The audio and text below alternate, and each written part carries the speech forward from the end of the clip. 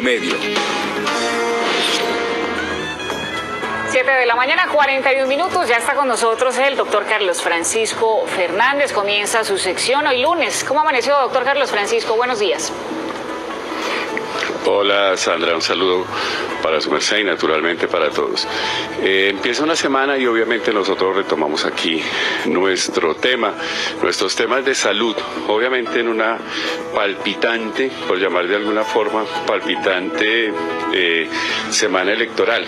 Para nosotros es muy importante este tipo de procesos. La semana pasada escribimos algunas cosas de por qué, desde el punto de vista, emotivo, casi siempre estamos hablando más desde las vísceras y no desde la razón. Les recomendamos ese artículo en El Tiempo que dice ¿por qué tantas emociones y pocas razones a la hora de votar? Eso no tiene nada de político, sino es un componente de la llamada neuropolítica. Pero bueno, vamos a hablar hoy de anemia, Sandra. Vamos a hablar de las anemias en los niños y sobre todo de algunas, y obviamente con una experta, como siempre aquí la doctora Lidia Milena Araujo, que ella es hematóloga, oncóloga pediatra y es también integrante de la Asociación Colombiana de Hematología y Oncología Pediátrica. Doctora Araujo, buenos días. Y la pregunta, ¿qué tan frecuentes son las anemias en los niños? Uno pensaría esencialmente que esto es de grandes. Muy buenos días, muchas gracias por la invitación. Realmente las anemias son muy frecuentes, ¿sí? A lo que se piensan muchas personas, la mayor anemia que nosotros tenemos infelizmente en nuestro país son las anemias carenciales, ¿no? Porque infelizmente pues muchos de nuestros niños pasan hambre y tienen una deficiente, alimentación en hierro, ¿sí? Y es que vemos que los costos que nosotros hemos tenido aquí en Colombia, el incremento del valor de los alimentos, pues hace que estos niños no tengan el recurso de poder consumir ciertos alimentos como las carnes, ¿no? Que es importante para el hierro.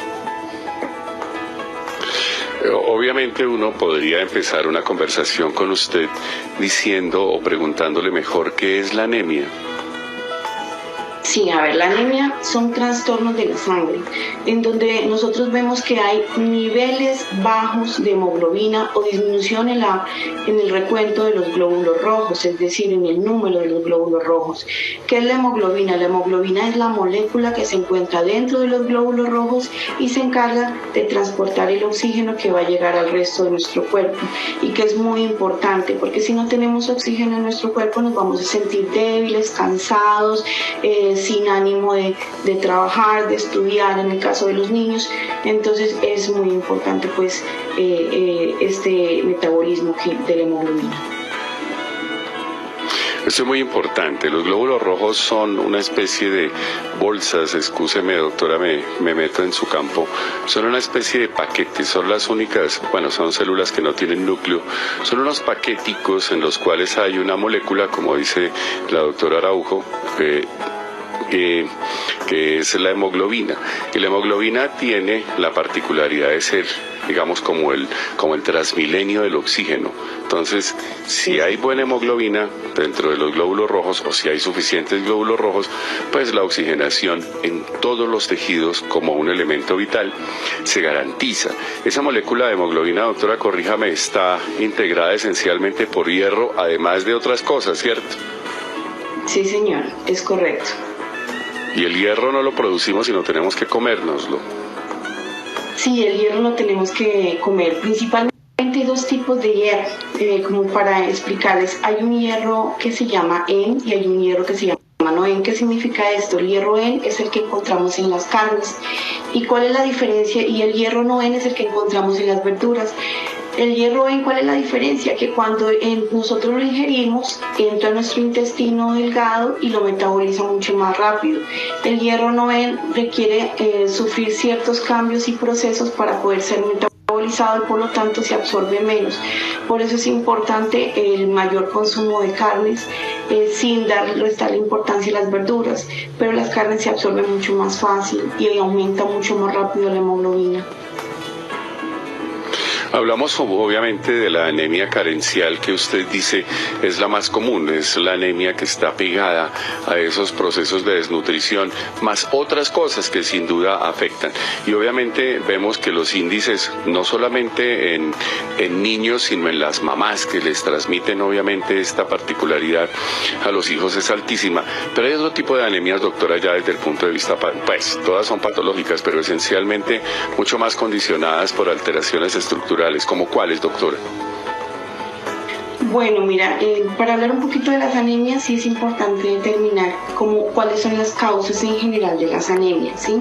Hay unas anemias donde hay una baja producción de glóbulos rojos, hay otras en donde hay una destrucción aumentada de los glóbulos rojos y donde hay pérdidas de esto, ¿cierto? Entonces, en donde tenemos baja producción de los glóbulos rojos, ahí tenemos las anemias carenciales, que es lo que acabamos de hablar, de la anemia por deficiencia de hierro o la anemia por deficiencia de vitamina B12. Hay otras que, por ejemplo, hay una mayor destrucción de estos glóbulos rojos y tenemos lo que es, en este caso, las talasemias, la anemia de células falciformes, la esferocitosis. Son tipos de anemias que nosotros mencionamos médicamente como hemolíticas y que son hereditarias, es decir, que la transmiten de padres a hijos. Nosotros tenemos la anemia falciforme, que es una de las anemias, digamos, más frecuentes en lo que es el suroccidente colombiano, en lo que es la región Caribe y la región de Pacífica de Chocó, y hace parte de las enfermedades huérfanas porque de todas maneras es una anemia que ha sido, digamos, o una enfermedad que ha sido muy abandonada y pues que de pronto ha sido de poco conocimiento por el equipo médico. ¿Y en qué consiste esta anemia? Resulta que a veces por problemas genéticos los glóbulos rojos hace que hay un cambio en la estructura de la hemoglobina, es decir, de la molécula que está dentro de ese paquetico, como tú dices, del glóbulo rojo, y esta hemoglobina no se forma como tiene que ser, ¿sí? Y ella cambia la estructura por unos aminoácidos, un cambio de estos aminoácidos, y hace que esta estructura, cuando pasa a ciertas, temperaturas altas, temperaturas frías, infecciones, deshidratación, hace que esta molécula de hemoglobina se deforme y tome la forma de una C, ¿sí? Por eso se llama la célula en forma de hoz. Y esto hace, obviamente, de que esta célula tenga una vida más cortica.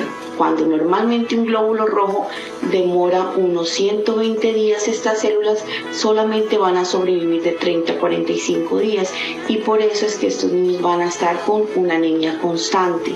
Eso es en cuanto a las anemias de células falciformes. También hay otro tipo de anemias que también son genéticas, que son las talasemias. Las talasemias, nosotros vemos que la hemoglobina, lo mismo que hablábamos, que está dentro del glóbulo rojo, ella tiene 4 cadenas, ¿sí? 2 cadenas alfa, 2 cadenas beta. ¿Qué quiere decir esas cadenas? Que son importantes para que la hemoglobina pueda hacer su función normal.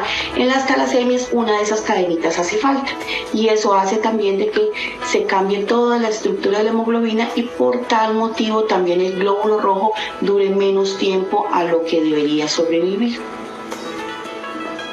Interesante este listado que usted hace, doctora, porque generalmente nosotros, de manera, digamos, popular, consideramos la anemia como algo, simple, ¿no? Es que tiene anemia. Y lo relacionamos esencialmente con cosas que son aparentemente simples, y como usted dice, hay algunos condicionantes bien genéticos, bien incluso desde el plano patológico estructural, por ejemplo en el caso de las anemias hemolíticas, otras enfermedades, problemas en el vaso, problemas en otros órganos que pueden destruir, digamos, esta estructura tan importante como son los glóbulos rojos. Y por supuesto estas anemias falciformes, que son aparentemente raras, pero pues que en un contexto desde el plano familiar se pueden convertir en un factor muy importante de desajuste vital para quienes la padecen. Pero hablemos de los síntomas, doctora, porque pues si bien las causas son múltiples y los tipos de proyección desde el plano, digamos, diagnóstico son diferentes, los síntomas casi siempre son los mismos. Pero hablemos, por ejemplo, ¿cómo sé que un niño tiene anemia, doctora? Un niño se sabe que tiene anemia porque se siente muy cansado, se observa muy pálido, se duerme muy fácilmente, no termina sus actividades escolares por el cansancio, siente fatiga, le puede decir a la mamita que tiene sensación de que el corazón le late mucho más rápido, de que cuando él camina se cansa, siente dificultad para respirar, ¿sí?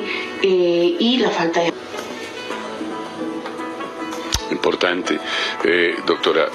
Cuando hablamos también de los síntomas, pues obviamente también hay unos factores aledaños. El niño con anemia pues es fácilmente víctima de infecciones, obviamente tiene limitaciones para defenderse. Puede haber, digamos, otras sintomatologías que son un poco más, digamos, más relevantes.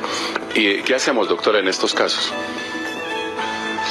Bueno, es importante siempre una muy buena alimentación, ¿sí? Educar a nuestros hijos en cuanto a los alimentos. Y yo pienso que es importante compartir en familia y que cuando las papitos, las mamitas vayan a almorzar, a desayunar, a cenar con los hijos, uno dejar aparte los celulares, poder compartir la alimentación sana con buenas carnes, con buenas leguminosas, cereales, evitar algunos productos que pueden ser dañinos como las gaseosas, como el café, como los alimentos grasosos. Entonces pienso que una alimentación sana y balanceada es muy importante. Ahora, siempre es importante también tener en cuenta de que hay ciertos alimentos que pueden aumentar la absorción del hierro y mejorar también los niveles de hemoglobina, como por ejemplo la vitamina C. ¿Y donde encontramos la vitamina C? Principalmente en lo que es la guayaba, en lo que es la naranja, en lo que es la fresa, el limón, y es muy importante que los niños consuman los jugos, pero sin lácteos, ¿no? Porque la leche sí disminuye la absorción del hierro. Entonces, el poder nosotros combinar este tipo de alimentos con otros alimentos que son ricos en vitamina C es muy importante para mejorar la absorción. Doctora Lida, hay una cantidad de, digamos, de mitos en torno pues a las dietas y por supuesto en un mundo mediatizado donde las redes pues sin duda imponen muchas veces las opiniones, se dicen cosas, pero me inquieta pues sin duda que los niños, sobre todo en su etapa muy temprana que requiere pues de una alimentación integral, sean sometidos a dietas, pues muchas veces por una orientación familiar, o por una, digamos, por decir de alguna manera, por una proyección del gusto bien de la mamá, bien del papá, bien de alguna tía. Usted habla de las proteínas y esencialmente hay proteínas de muy alto valor biológico, pues en este caso pues para la producción y obviamente proyección de la hemoglobina en el cuerpo, de glóbulos rojos y hemoglobina. Hablemos un poquito de eso, doctora, porque me inquieta mucho. Por ejemplo, usted habla sin duda de la vitamina F, de la vitamina B, obviamente todos los componentes de ácido fólico, que sin duda carecen algunos alimentos que son, digamos, privilegiados en algunas dietas. Hablemos de eso, doctora. Sí, los alimentos que más se recomiendan, por ejemplo, para si es en cuanto al hierro, son las carnes, ¿cierto?